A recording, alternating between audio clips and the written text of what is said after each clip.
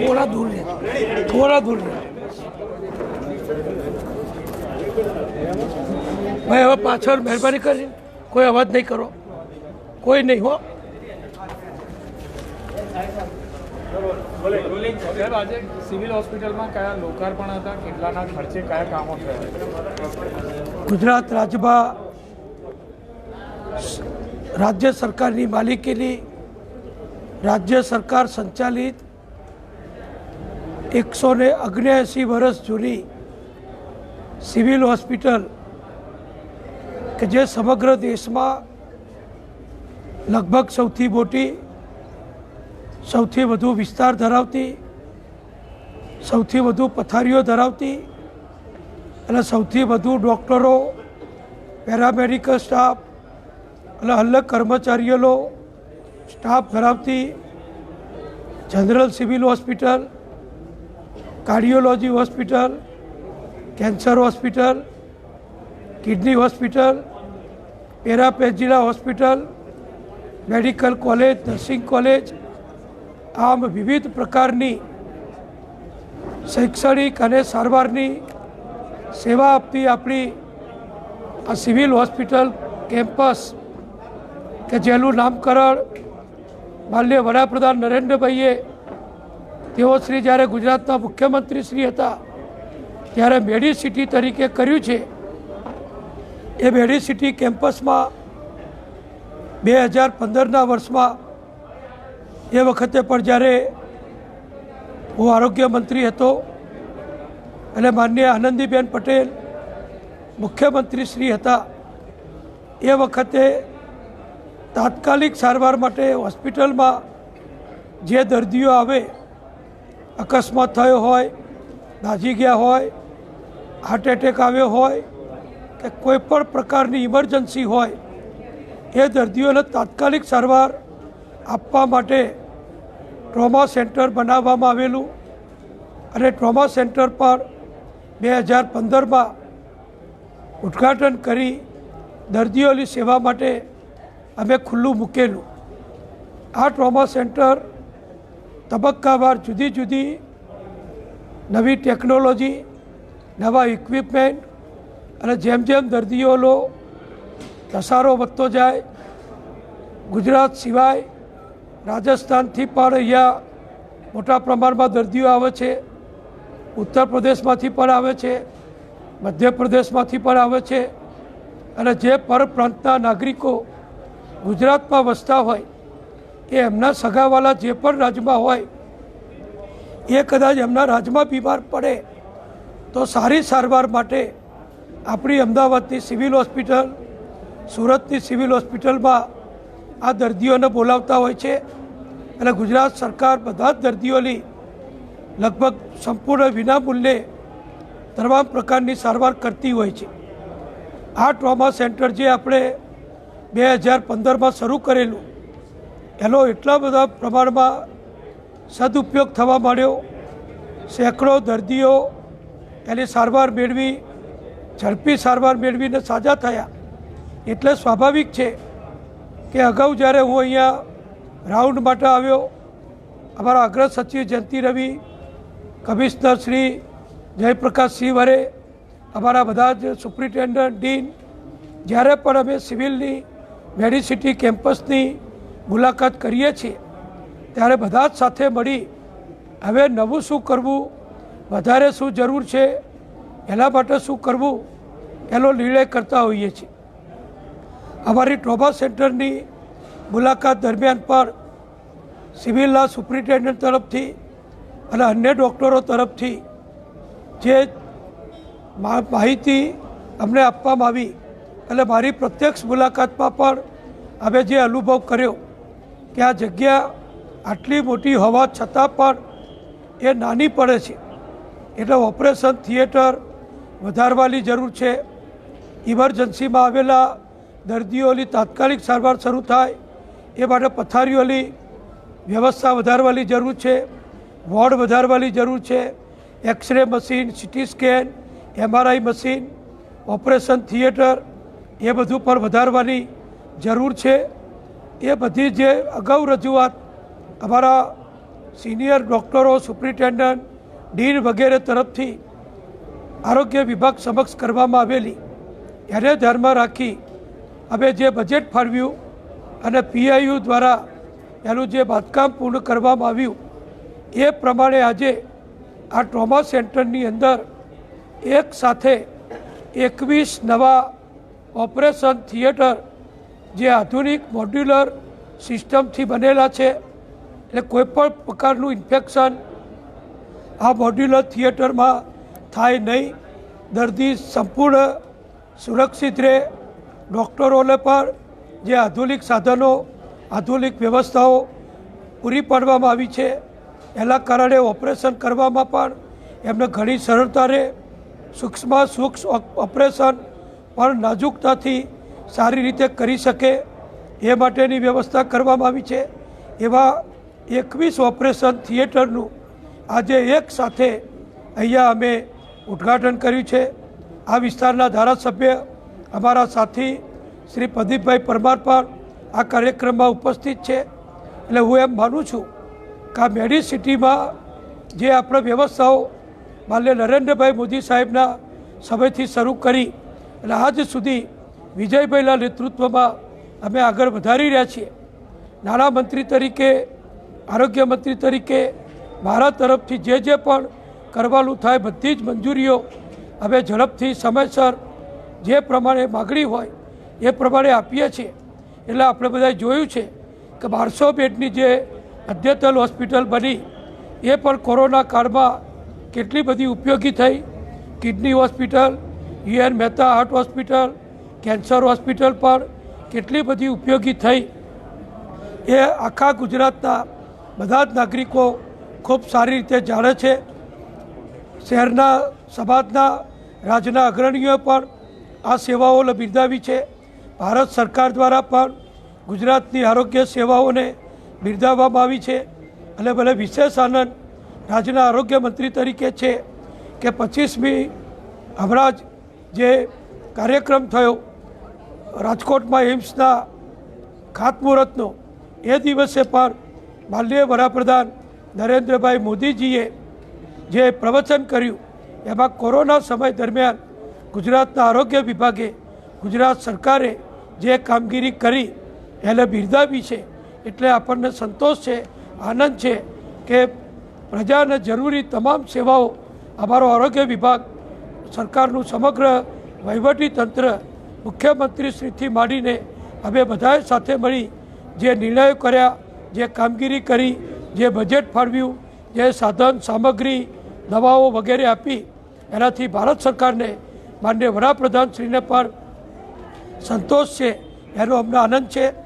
ત્યારે આ 21 operation theatre એ પણ જુદા જુદા પ્રકારના ઓપરેશનો કરવા માટે અલગ અલગ બનાવવામાં આવ્યા છે. એમાં ઓર્થોપેડિકના ઓપરેશન થિયેટર છે, એવી જ રીતે ન્યુરોસર્જરીના ઓપરેશન છે, સ્પાઇન સર્જરીના ઓપરેશન છે, બીજા પણ જે પણ જરૂરી હોય, જનરલ સર્જરી એના પણ ઓપરેશન થિયેટર છે. એટલે 1200 બેડમાં પણ આપણે લગભગ 25 જેટલા ઓપરેશન થિયેટર બનાવ્યા છે. આ ટ્રોમા સેન્ટરમાં પણ 21 ઓપરેશન થિયેટર આપણે આજે શરૂ કરીએ છીએ. એટલે દર્દીઓની તાત્કાલિક ઝડપી સારવાર થાય, ઓપરેશન જ્યારે જરૂર હોય તરત જ કરી શકાય. અગાઉ જ્યારે ઓપરેશન થિયેટર પૂરતી સંખ્યામાં નહોતા ત્યારે દર્દીઓને વેઇટિંગ લિસ્ટમાં રાખવા પડતા હતા, તબક્કાવાર એમનું ઓપરેશન કરવું પડતું હતું. તો ઘણા દર્દી, ઘણા એમના સગાવાલા, અમારા કાર્યકરો અમને ભલામણ કરતા હતા કે અમારા દર્દીનું જલ્દી ઓપરેશન થાય એ માટે તમે મદદ કરો.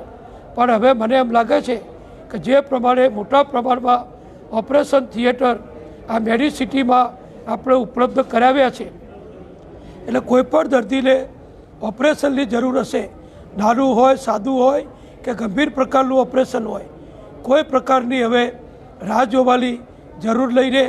અને દર્દીઓનું જીવન બચાવવા માટે, ઝડપથી સાજા કરવા માટે આ ઓપરેશન થિયેટર ખૂબ ઉપયોગી થશે. તાજેતરમાં જ માનનીય વડાપ્રધાનશ્રીના વરદ હસ્તે યુએન મહેતા બાળ રોગ અને સ્ત્રી રોગની જે હોસ્પિટલ છે, હૃદયના રોગ માટેની સ્પેશિયલ એનું પણ આપણે લોકાર્પણ કરી એનો ઉપયોગ પણ ચાલુ કરી દીધો છે. આમ ગુજરાતમાં દરેક શહેરમાં દરેક હોસ્પિટલોમાં સંપૂર્ણ પ્રકારની વ્યવસ્થા કરોડો રૂપિયાનો ખર્ચો કરી અમારો આરોગ્ય વિભાગ કરી રહ્યો છે. એનો મને આનંદ છે. એ ઉપરાંત આજે સમગ્ર ગુજરાત માટે એક ગૌરવનો દિવસ છે કે રોટરી ક્લબ અમદાવાદના સહયોગથી ગુજરાતની સૌ પ્રથમ સ્કિન બેંક એટલે કે ચામડીની બેંક એ આપણે અહીંયા ટ્રોમા સેન્ટરમાં અમે એમને મોટી વિશાળ જગ્યા રાજ્ય સરકારે વિના મૂલ્યે રોટરી ક્લબને ફાળવી આપી છે. કોઈપણ દર્દી જ્યારે કોઈક કિસ્સામાં દાઝી જાય, બળી જાય, સળગી જાય ત્યારે એને સ્કિન બદલવી ખૂબ જરૂરી હોય છે. એ ચામડી બદલવા માટે, સ્કિન બદલવા માટે કોઈની સ્કિન લેવી પણ જરૂરી હોય છે. આ સ્કિન મેળવવા માટે અત્યાર સુધી ગુજરાતમાં જે રીતે આપણી પાસે બ્લડ બેન્કો છે, ચક્ષુ બેન્કો છે, કિડની માટેની ટ્રાન્સપ્લાન્ટની વ્યવસ્થા છે, લીવર ટ્રાન્સપ્લાન્ટની વ્યવસ્થા આપણી કિડની અને કેન્સર હોસ્પિટલમાં છે, પણ સ્કિન માટેની કોઈ બેંક સ્ટોરેજ સુવિધા આપણી પાસે ગુજરાતમાં ઉપલબ્ધ નહોતી. કોઈ દર્દીને જરૂર પડે તો મુંબઈથી કે બીજા શહેરોમાંથી સ્કિન મંગાવવી પડતી હતી, જેનો ખૂબ ખર્ચો થતો હતો. હું રોટરી ક્લબને, એમના સૌ હોદ્દેદારોને, સભ્યશ્રીઓને અભિનંદન આપું છું કે લગભગ 1.5 કરોડ રૂપિયાના ખર્ચે રાજ્ય સરકારે જે વિશાળ જગ્યા આ ટ્રોમા સેન્ટરમાં એમને ફાળવી આપી છે, એ જગ્યામાં રોટરી ક્લબ 1.5 કરોડ રૂપિયાના ખર્ચે સ્કિન બેંક બનાવશે, એનું સંચાલન કરશે. કોઈપણ વ્યક્તિ જ્યારે દાઝી જાય કે જ્યારે કોઈપણને સ્કિન બદલવાની જરૂર પડે તો અહીંયાથી સ્કિન એમને ઉપલબ્ધ થશે, ચામડી ઉપલબ્ધ થશે. એટલે ગુજરાતમાં મારી જાણકારી પ્રમાણે આ સૌ પ્રથમ આટલી મોટી અદ્યતન વિશાળ સ્કિન બેંક પણ ગુજરાત સરકારના આરોગ્ય વિભાગના સહયોગથી, રોટરી ક્લબના સહયોગથી આપણે આજે શરૂ કરી રહ્યા છે.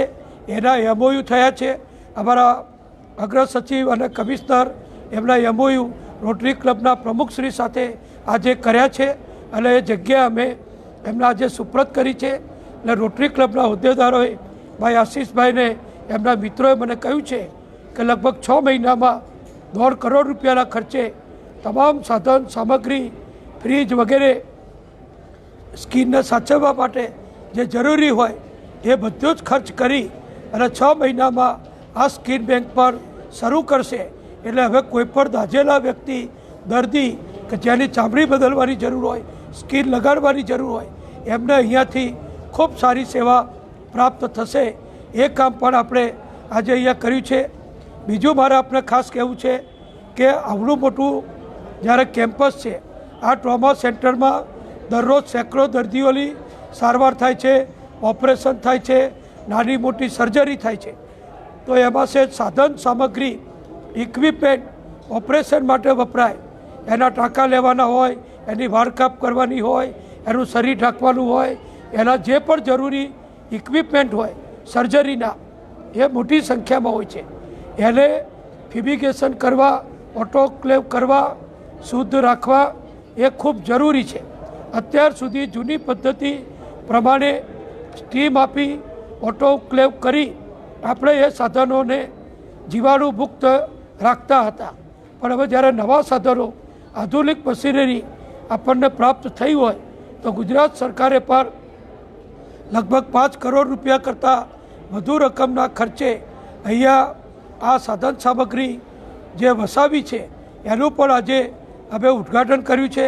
એટલે નાની મોટી સર્જરી માટે કોઈને દર્દીને સહેજ પણ ઇન્ફેક્શન ન થાય એ પ્રમાણેનું ઓટોક્લેવ કરવાનું, એનું સ્ટરલાઇઝેશન કરવાનું, તમામ પ્રકારની આધુનિક સાધનોથી ઉચ્ચ પ્રકારની ગુણવત્તાવાળી મશીનરી પર આપણે અહીંયા ગોઠવી છે. આજે અમે એનું ઉદ્ઘાટન કર્યું છે. એટલે આ ટ્રોમા સેન્ટર જે આખા ગુજરાતમાંથી અને અન્ય રાજ્યોમાંથી પણ દરરોજ સેંકડો દર્દીઓ ઇમરજન્સી સારવાર મેળવવા, કોઈ પણ તકલીફની રાહત મેળવવા માટે અહીંયા આવે છે, એમને વધુને વધુ ઝડપથી સુવિધા સારવાર અને ઓપરેશન પ્રાપ્ત થાય અને દર્દી ઝડપથી સાજા થાય એ રાજ્ય સરકારનો આરોગ્ય વિભાગનો અમારો જે હેતુ છે એ હેતુને વધુ આગળ વધારવા માટે અમે આ સુંદર આયોજન કર્યા છે એ ગુજરાતની જનતાને આજે હું અર્પણ કરું છું. નવા સ્ટ્રેનને લઈને વાત છે કે પુણેની લેબમાં નવો સ્ટ્રેન આપણા ત્યાં જે 4 લોકો એસવીટીમાં છે એમનામાં જોવા મળ્યો છે. આના વિશે વધુ માહિતી આપણા અગ્ર સચિવ ડૉક્ટર જયંતિ રવિ આપ સૌને આપશે. હર્ષવર્ધનજીનું કહેવું છે તમામને વેક્સિન ફ્રીમાં આપવામાં આવશે. આપણે ગુજરાતમાં શું તૈયારી શું? જો ભારત સરકાર તરફથી ગઈકાલે જ આખા દેશને ખુશી થાય, આનંદ થાય, વર્ષ 2021ની શરૂઆત છે એવા આનંદના સમાચાર આપણને પ્રાપ્ત થયા છે. તો ભારત સરકારે વેક્સિનની મંજૂરી આપવાનું એક તબક્કાની ટીમ દ્વારા મંજૂર કર્યું છે. હવે આજ અથવા કાલમાં ભારત સરકારના ડ્રગ જનરલ દ્વારા પણ એની મંજૂરી આપવામાં આવશે. ત્યારબાદ સરકાર દ્વારા પણ ભારત સરકાર દ્વારા પણ એની મંજૂરી આપવામાં આવશે. આપ બધા જાણો છો એ પ્રમાણે સમગ્ર ગુજરાત રાજ્યમાં અમારો આરોગ્ય વિભાગ અને અન્ય વિભાગોનો સહયોગ મેળવી બધી જ પ્રાથમિક તૈયારીઓ આપણે પૂર્ણ કરી દીધી છે. પ્રથમ તબક્કામાં જેમને વેક્સિન આપવા પાત્ર છે એ તમામ વ્યક્તિઓનું લિસ્ટ મળી ચૂક્યું છે. જે લોકો દ્વારા એટલે કે અમારા આરોગ્ય કર્મચારીઓ દ્વારા વેક્સિન આપવાની છે એ વેક્સિન આપનાર કર્મચારીઓ, નર્સિંગ સ્ટાફ, ડૉક્ટરો, પેરામેડિકલ સ્ટાફ દરેકની તાલીમ વર્ગ પણ પૂર્ણ થઈ ચૂક્યો છે અને એનું ટ્રાયલ બેઝ ઉપર સમગ્ર રાજ્યમાં આપણે મોક ડ્રીલ પણ પૂરું કર્યું છે. હવે જ્યારે વેક્સિન 2 કે 3 દિવસમાં શક્ય છે કે ભારત સરકાર ગુજરાતની પસંદગી જે પ્રથમ તબક્કામાં કરી છે એ પ્રમાણે જે જથ્થો ગુજરાત રાજ્યને ફાળવી આપે એવો જથ્થો આપણને પ્રાપ્ત થાય એટલે પ્રાયોરિટી પ્રમાણે પહેલાં આરોગ્ય કર્મચારીઓ, પછી 60 વર્ષની ઉપરના આપણા સિનિયર સિટીઝન વડીલ ભાઈ બહેનો, એ પછી જે 60 વર્ષથી નીચેના પરંતુ ગંભીર રોગથી પીડાતા આપણા નાગરિકો અને પછી સામાન્ય બધા જ નાગરિકો, એ પ્રમાણે બધાને વેક્સિન આપવાનું તબક્કાવાર આયોજન આરોગ્ય વિભાગે અમે પૂર્ણ કર્યું છે. માનનીય મુખ્યમંત્રી શ્રી વિજયભાઈની અધ્યક્ષતામાં અમારી જે કોર ગ્રુપ દરરોજ મળે છે એમાં બધી જ બાબતોનું ઝીણામાં ઝીણી કાળજી રાખી અમે આયોજન પૂર્ણ કર્યું છે. હવે ફક્ત વેક્સિનની રાહ જોવાય છે. જેવી વેક્સિન આપણને પૂરી પાડે, વેક્સિનનો જથ્થો, જે રસી, જે વેક્સિન પૂનાની ઇન્સ્ટિટ્યૂટ, સિરમ ઇન્સ્ટિટ્યૂટની માન્યતા જેને મળી છે, ઓક્સફર્ડ યુનિવર્સિટીની વેક્સિનને એમની પાસે 10 કરોડ ડોઝ તૈયાર છે. એટલે દેશમાં મોટા પ્રમાણમાં એકસાથે આ વેક્સિન આપવાની શરૂઆત થશે. એનો લાભ પ્રથમ તબક્કામાં ગુજરાતને પણ મળવાનો છે. એટલે ખૂબ સારી શરૂઆત વડાપ્રધાન નરેન્દ્રભાઈના નેતૃત્વમાં એમની દીર્ઘદ્રષ્ટિથી, એમના આયોજનથી આપણને સૌને એનો લાભ મળશે. વેક્સિન મામલે એવું પણ ટ્વીટ છે કે આરોગ્ય કર્મચારીઓને પ્રથમ ફેઝમાં અપાશે, જેમ આપણે કહ્યું તે નિઃશુલ્ક રહેશે. ગુજરાતમાં કેવા પ્રકારની વ્યવસ્થા રહેશે? આરોગ્ય કર્મીઓને તો ફ્રી મળશે, પણ તેની સાથે અહીંયાના જે રહીશો છે ગુજરાતના નાગરિકો તેમના માટે જો અત્યારે કોઈ કિંમત ભારત સરકારે પણ નક્કી નથી કરી, પણ હું ગુજરાતના નાગરિકોને ચોક્કસ એટલો વિશ્વાસ આપવા માગું છું. માનનીય મુખ્યમંત્રીશ્રી સાથે પણ અમારે અવારનવાર ચર્ચા થઈ છે. ગુજરાત સરકારે કોરોના દરમિયાન લાખો કોરોનાથી પોઝિટિવ ગુજરાતના નાગરિકોની તમામ પ્રકારની સારવાર જ્યારે વિનામૂલ્યે કરી છે. એક પણ રૂપિયાનો ખર્ચ કોઈપણ નાગરિકને સરકારી હોસ્પિટલમાં કે કોર્પોરેશનોએ રાખેલી ખાનગી હોસ્પિટલોમાં કોઈ નાગરિકને કરવો પડ્યો નથી. શરૂઆતમાં જે ઇન્જેક્શન 40,000 રૂપિયાની કિંમતના આવતા હતા એવા મોંઘા ઇન્જેક્શનો પણ ગુજરાત સરકારે દર્દીઓને વિના મૂલ્યે આપ્યા છે. બધી જ દવાઓ, બધી જ સારવાર, બધું જ વિના મૂલ્યે જ્યારે કર્યું છે ત્યારે કોઈપણ પ્રકારનો ખર્ચ અત્યાર સુધી ગુજરાતના નાગરિકોને હવે કરવા દીધો નથી. બધું જ રાજ્ય સરકારે આ ખર્ચ ઉપાડી લીધું છે. અને એક પ્રાથમિક અંદાજ પ્રમાણે હું જો આપને કહું તો ભારત સરકારે પણ આપણને જે ઘણી મદદ કરી, સાધનો, દવાઓ, શરૂઆતમાં પીપી કિટ, માસ્ક, વેન્ટિલેટર બધું આપણને વિના મૂલ્યે જે ભેટ આપ્યું છે, એ ભારત સરકારે પણ આપણને ખૂબ મદદ માનનીય નરેન્દ્રભાઈના નેતૃત્વમાં કરી છે. હવે જ્યારે વેક્સિન આપવાની શરૂઆત થઈ છે ત્યારે હું ચોક્કસ ગુજરાતની જનતાને વિશ્વાસ અપાવીશ કે જે શક્ય હશે એ ખર્ચ કરવો પડતો હશે એ કરવાની તૈયારી ગુજરાત સરકાર કરશે. અને મને વિશ્વાસ છે કે ભારત સરકાર, માનનીય વડાપ્રધાન નરેન્દ્રભાઈ એ પણ આમાં રાજ્યને મદદરૂપ થશે.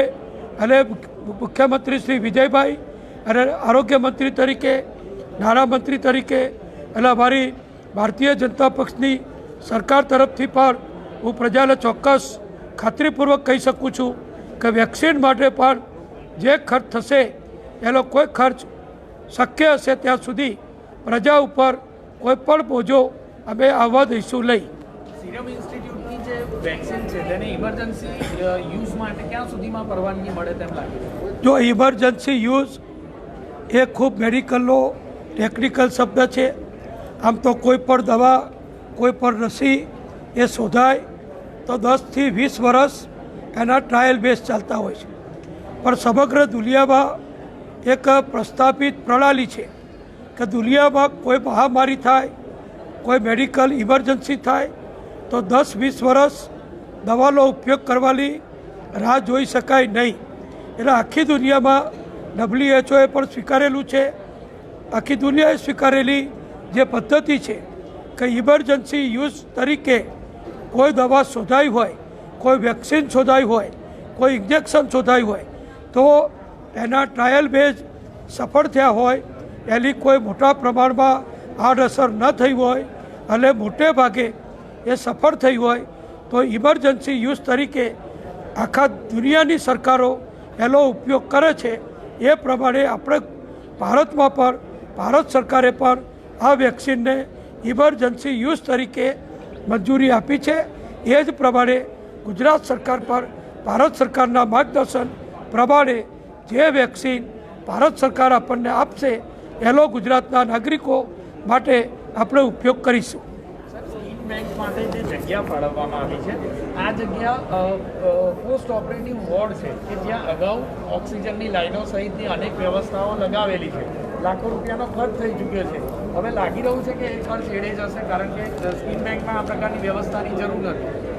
જો કોઈ ખર્ચ એડે જતો નથી, 500 રૂપિયા વાપર્યા હોય અને 50,000નો ફાયદો થતો હોય તો 500 રૂપિયાના ખર્ચ સામે ના જોવાય.